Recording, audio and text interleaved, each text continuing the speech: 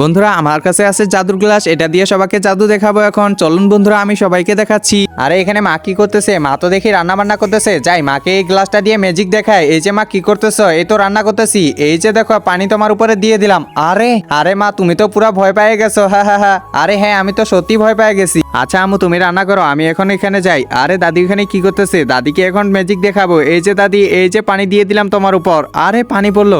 আরে দাদিও তো দেখি ভয় পেয়ে গেছে। হ্যাঁ রে আমি তো পুরাই ভয় পেয়ে গেছি। এটা ছিল ম্যাজিক গ্লাস দাদি। আরে আমার ছেলেটাও যে কি করে বেড়ায় না। আরে বাহ, আমাকে এখন পানি খেতে হবে। এ রাজু শুনতেছিস? হ্যাঁ বাবা বলো। আমার উপর পানি মার তো দেখি। আরে বাবা থাক, লাগবে না। আরে আমার কিছু হবে না, মার।